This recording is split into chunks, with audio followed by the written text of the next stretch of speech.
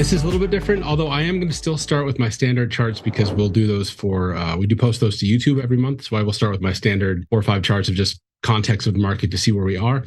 And then I will dive into actually 3 different questions with some good charts. And it all really ties in together with what's going on. And I've had some really good insights to it this week. Earlier this week, I was at the NAME Outlook conference and got to talk to a lot of people who really specialize at some of these things more than I know. So I got some really good understanding, a little more depth to better answer the question. So I thought those will fit very well at the end. So let's start off with our long-term trend as we always do.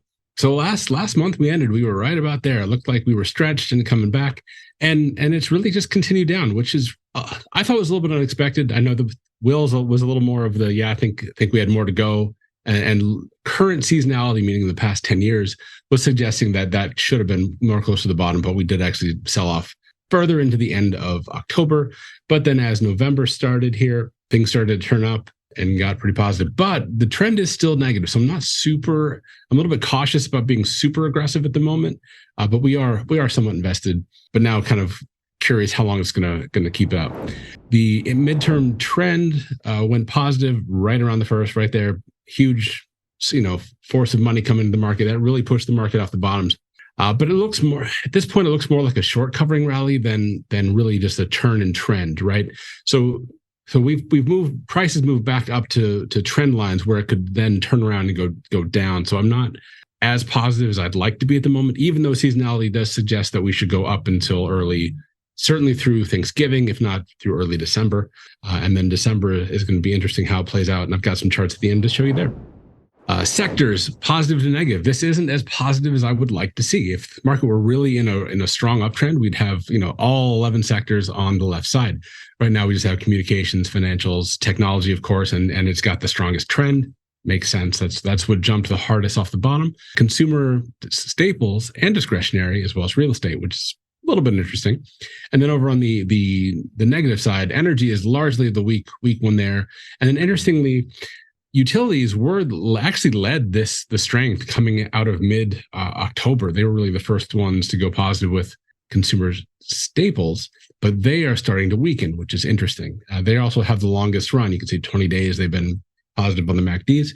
Typically 2025 is when we start seeing things slow down. So we could, by that measure, we could see another couple of weeks of positivity. I guess we'll see. And then you can see the sectors. I was talking about XLU, that's utilities. They were doing great. They led it first, and now they're falling off. I mean, they're not in a bad place, but they're aiming to weaken, right? So if they come down below into this weakening box, then I know there's a problem. And here's energy down here.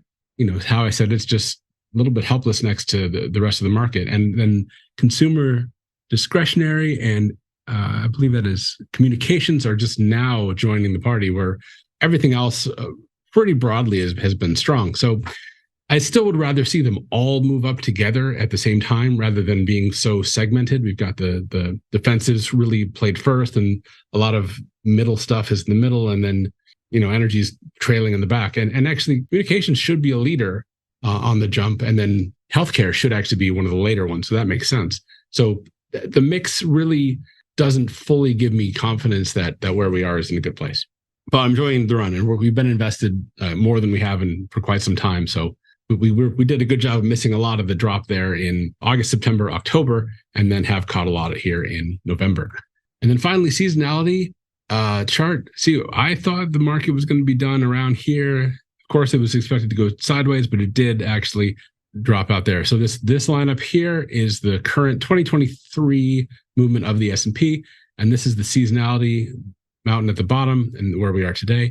Seasonality kind of said chop sideways there. I didn't expect this to go lower right there, and it did, as it did historically prior to 2008. If you look at if you were here previous months, but from here we should be good. So, and actually, this should be positive up until the end of early December, and that could actually mean this market goes up into here.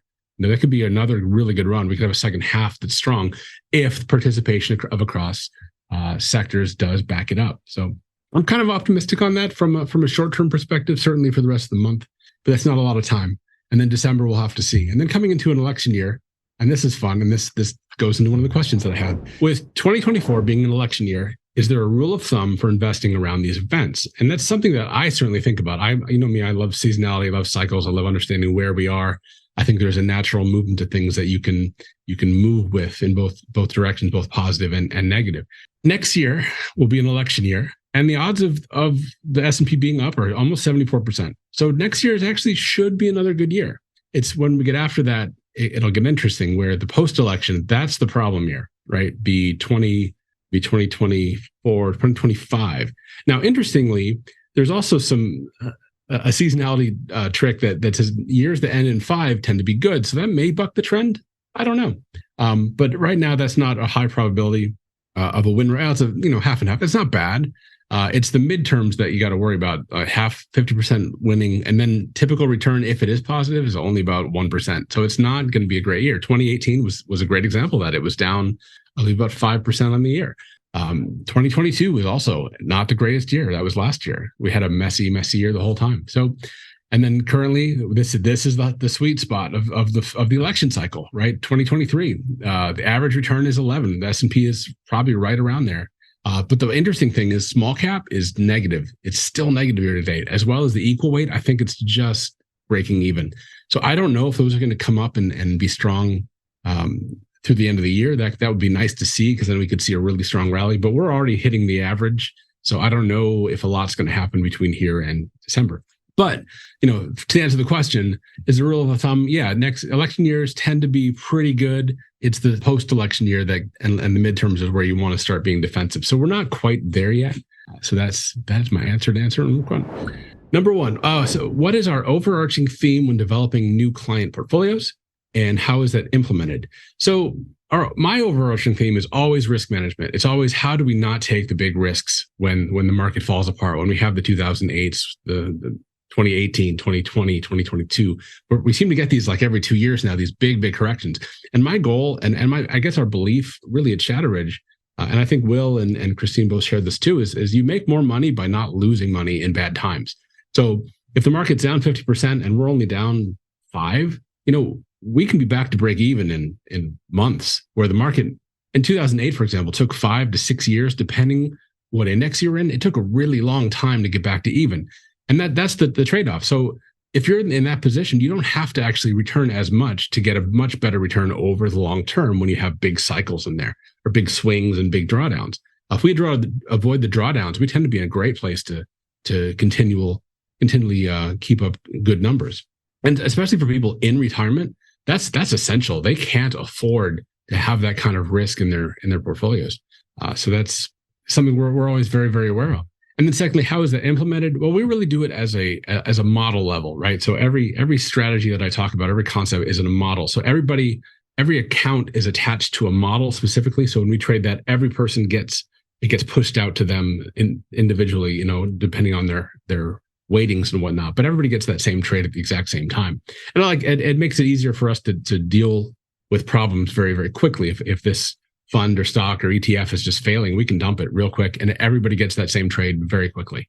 It's just a very efficient way to go about it. So hopefully that answered that question. If not, let me know. And then question number 3 is a 2-parter. Do we look out of the box at things like data mining, blockchain, AI, as a replacement for fiat currency? And I thought it was interesting, but those are really 2 parts. So do we look at outside the box for things? Absolutely. Will does more than I do. But I look a lot at like Global X, because they tend to be on top of the trends. It's an ETF company that loves those kind of things. But so I gave 3 examples of just the hot stuff right now. Cybersecurity, it's just choppy sideways. Robotics and AI, it's way down. I mean, it's just a messy chart. And then global lithium and battery tech, it's not doing great either. So a lot of the times these things that you hear about in the news don't tend to do very well. Or by the time you've heard about it, it's too late from that standpoint. Now, from a currency standpoint, I don't hear a lot about there being a digital dollar. And that comes up a lot from clients, but I never hear it when I talk to other advisors, analysts, people who are bankers, people who know where that's coming. And the infrastructure is just not there yet. Now there's a separate thing that I was talking with a guy, Jim Lee, he's a financial futurist. Somebody I spoke with this earlier this week. And he was talking about, there's a lot of stuff that's digitalization that needs to happen. For example, if a bank transfers money to another bank overnight, it shouldn't take a couple of days to settle. It should be instant. And I get that. That does make sense. We have the same problem with ETFs. If I sell an ETF today, frequently I'll have to wait until tomorrow to buy the next one, waiting for money to settle so I can move it. There are ways to get around that if you have margin accounts, but that's generally not the case, especially in retirement. So there are a lot of efficiencies that could be improved, but I don't think we get to the point where we get to a digital dollar where we have the social credit problem like China has that we have to worry about, at least not yet. And there is legislation in Congress that's already saying, putting up barriers to that being a thing. So I hope that comes up before it becomes a real problem. But for the most part, I'm not opposed to some digitalization in banking because some things are just still so antiquated that it doesn't make sense. But from a standpoint of developing tech, but yes, we do look at it. We look for investing in them. Most of the time, it's way too volatile for most clients to handle.